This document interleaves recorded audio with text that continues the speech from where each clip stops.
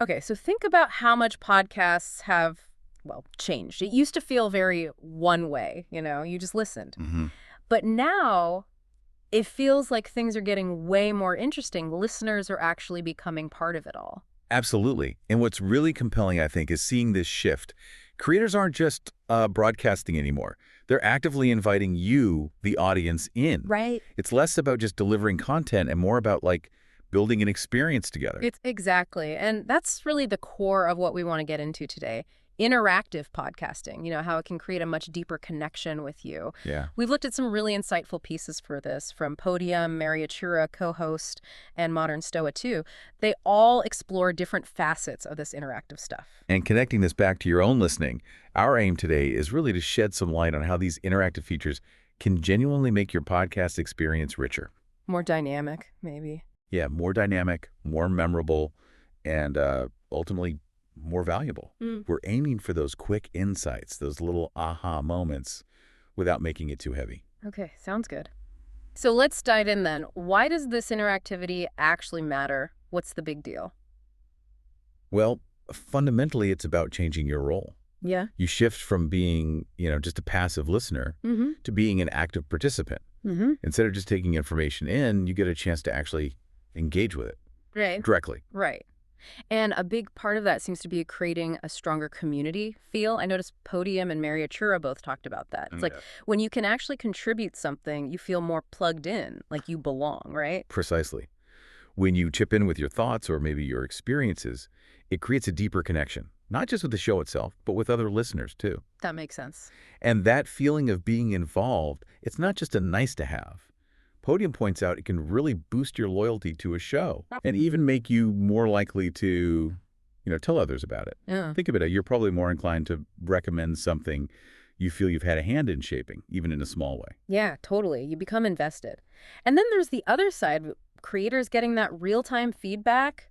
That seems huge for figuring out what works. It really is. It brings up this interesting point about how immediate that connection can be. Mm-hmm. Unlike, say, traditional media, interactive podcasting gives creators a direct line to what's clicking with you right as it happens. Ah, okay. Podium really emphasizes how this instant feedback helps keep the content fresh and relevant, letting it evolve based on what you're actually saying. So it's like the conversation itself guides where things go next. And Podium also mentioned diversifying content by bringing in audience perspectives. That's a cool angle.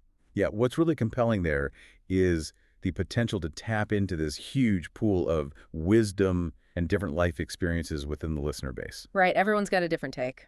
Exactly. Podium explains that by including these unique backgrounds and viewpoints, the podcast can get a depth, a richness that might be tough to achieve with just one person's perspective. It's like unlocking all these different viewpoints. It adds layers, doesn't it? Textures to the whole conversation. And, the podcast world is so crowded now. Keeping your audience hooked is vital. Definitely. Both Achura and Podium really stressed strengthening that loyalty. How does interactivity really help there? Well, if you think about the whole experience, it goes beyond just listening. Podium puts it nicely. They call it more of an experiential journey. An experiential journey. I like that. Yeah. When you're actively involved, you're just more invested in how things turn out. It makes you much more likely to stick around long term. You're not just hearing, you're doing, you're part of it. Okay. So we get why it's important. Let's get practical. What are some actual ways podcasters are doing this, making shows more interactive? Live Q&As seem like a really direct way. Oh, absolutely. And it's super effective for building that two-way communication. Yeah. Both Podium and Achura highlight how immediate and responsive live Q&As feel. So you, the listener, can actually steer the conversation a bit. Yeah, and get answers right away. It's that direct back and forth that's so powerful. It's like having a hotline to the creators. Achira also mentioned it builds a real connection, and you might even share some behind-the-scenes stuff, which feels more personal. Exactly. And Podium notes the spontaneous nature of these sessions. It makes each one feel unique, unrepeatable. Mm-hmm. Achura also gives some good practical tips, like thinking carefully about when to put the Q&A in the episode, Right, timing matters. promoting it beforehand to get questions, and really making an effort to use listeners' names or handles. That personal touch really makes a difference in feeling connected. Definitely.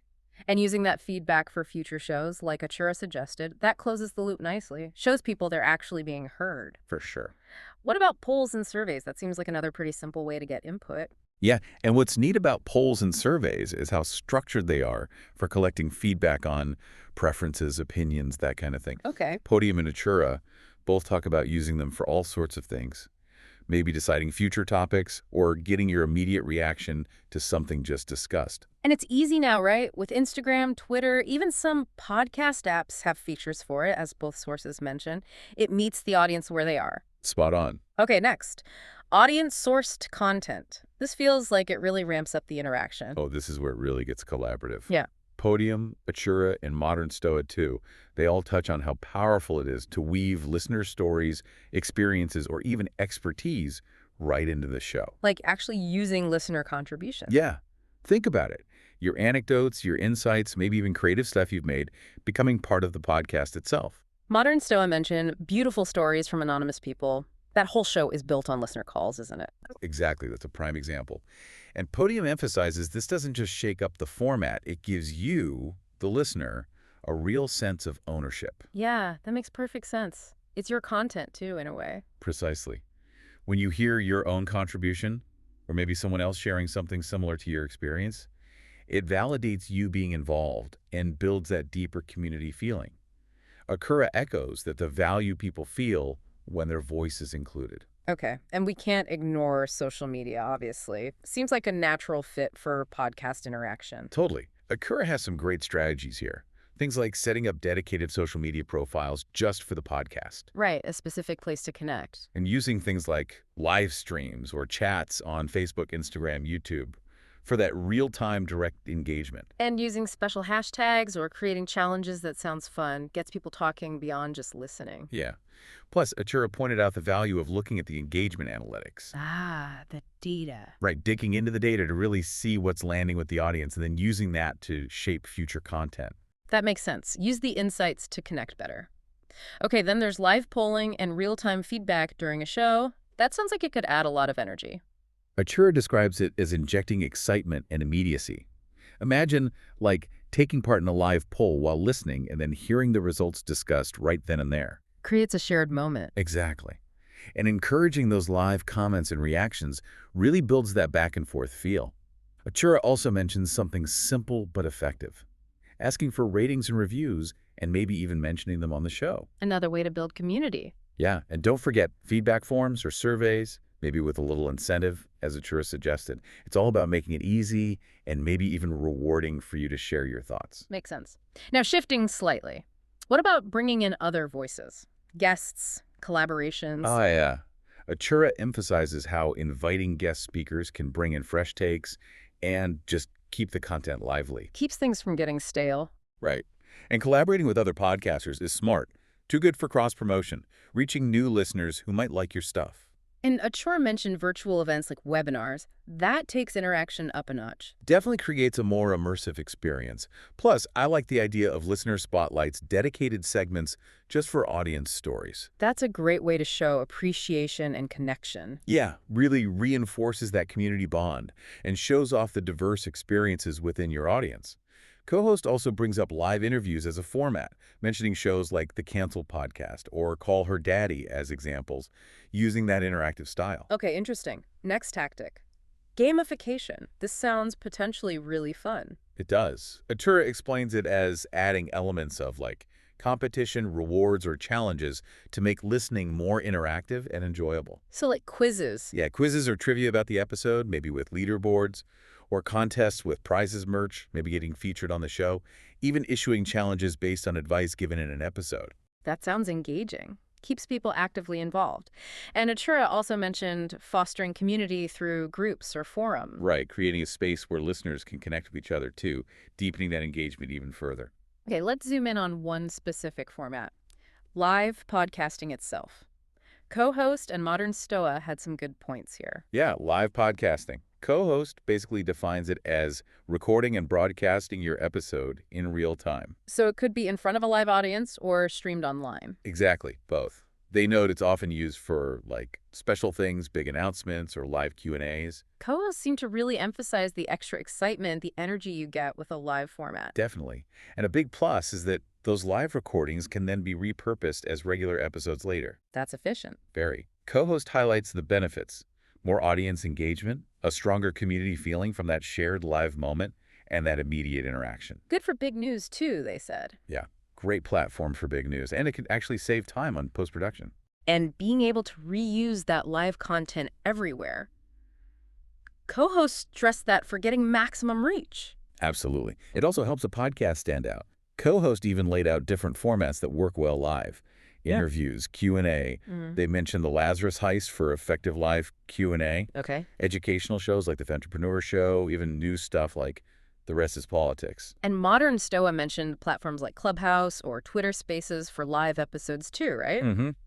And they gave other cool examples of interactive formats, like those immersive fiction podcasts where you make choices: Blackout, The Left-Right Game. Oh, wow. And again, those listener submission shows like Beautiful Stories from Anonymous People. It's way more varied than I first thought. But okay, with all these ways to interact, how do you stop it from just taking over? How do you keep the balance with the main content? That's a really, really important question. Podium addresses it head on. The interaction needs to enhance the main content, not distract from it. So how do you manage that? Well, strategies like having specific scheduled segments for interaction, something both Podium and Atura suggest, can help keep things focused. Dedicated interaction time. Makes sense. And moderation is key for live stuff, as Podium pointed out. Keeps things on track, keeps it positive. Also, maybe having a mix of episode types. Some really interactive, others more traditional, caters to different preferences. Good point. And clear communication is vital. Podium emphasizes this. Let your audience know when and how they can engage. It just makes for a smoother experience. Right. Co-host also mentioned really planning the structure for live shows, doing timing checks, trial runs. You really don't want tech issues live. Oh, God, no. Avoid the live meltdown. Speaking of tech, co-host touched on some practical things for live podcasting. Yeah, briefly. Mentioned essential gear like decent mics, maybe cameras. Highlighted some software options too. Riverside.fm, Podbean, StreamYard. And venue options for live events. Yeah, like proper studios or maybe theaters, cafes, co-working spaces, even libraries. Lots of possibilities. But the main takeaway seemed to be prep. Do your checks beforehand. Absolutely. Minimize those last-minute surprises. So what happens after the live show is done? How do creators keep using that content? Co-host had a great list for that. Repurposing is key. Upload the full video to YouTube. Create short clips for social media. Variable bits. Exactly. Upload the audio like a normal episode. Write blog posts about it. Feature highlights in newsletters. Keep the conversation going on social media. It's all about getting the most mileage out of that live effort. Okay, so as we kind of wrap this up, it feels clear that interactive podcasting isn't just like a gimmick. It's a real shift. Yeah, a fundamental shift in that creator-listener relationship. It turns passive listening into this active two-way street. A dialogue. And what's really exciting is the potential there, forging deeper connections with you, the audience, building that loyalty we talked about, and constantly getting fresh ideas and perspectives straight from the people listening. Exactly. It's a really dynamic way the whole audio world is evolving. So for you listening, maybe a final thought to chew on. How could you see yourself getting more involved in the podcasts you love? And what kind of interactive stuff would actually add the most value for you? Definitely something to think about, these possibilities in a more engaged audio future.